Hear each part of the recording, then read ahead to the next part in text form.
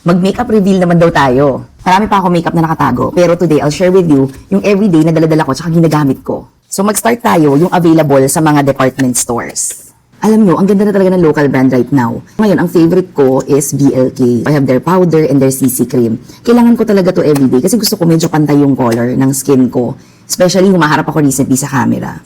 And other BLK products that I have are itong pangkilay nila. Alam nyo ba, ito lang yung product na na-try ko na very creamy. Creamy yung creamy yung texture niya. Kaya ang ganda nung ang ganda nung pagkalagay niya sa kilay mo. Tapos, since creamy siya, hindi natatanggal yung mga kilay ko, hindi ako nakakalbo. Aside from that, I like na meron na siyang spoolie, parang sa likod, para medyo may smudger ka na. It's so travel friendly. Another brand that I love is Sunny Space. Kasi, kaya ko siya gusto, kasi very wearable yung mga colors niya. Although hindi siya transfer proof, pero pag ginamit mo siya, talagang buhay na buhay yung color, buhay na buhay yung mukha mo. Now, let's move on to products na nabili ko naman sa Japan. Meron ako ditong hair wax. Itong hair wax na to, gustong-gusto ko. Kasi, syempre, simula nanganak ako, marami akong mga baby hair.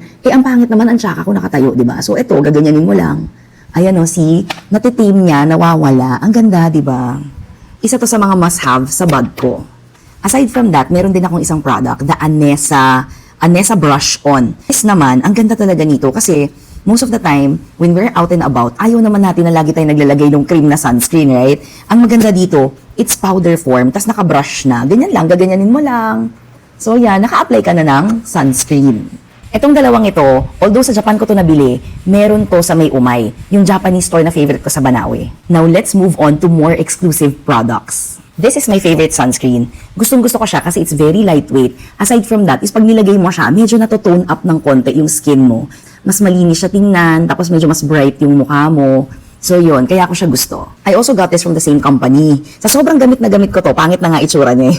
I love this kasi ito lang ang nakita kong MLBB talaga na pag nilagay ko, parang my lips but better lang. Aside from that, gusto ko kasi very hydrating siya. Meron siya 18 botanical oils. Kaya lalo na pag nagcha-chop-chop yung lips ko, ito talaga yung ginagamit ko. And this one is transfer proof.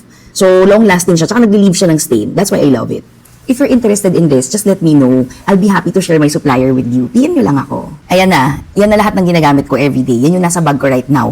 Meron din akong other favorites. Pero hindi ko sila ginagamit everyday kasi niro-rotate ko din. Let me know if you want to see naman yung other favorites ko.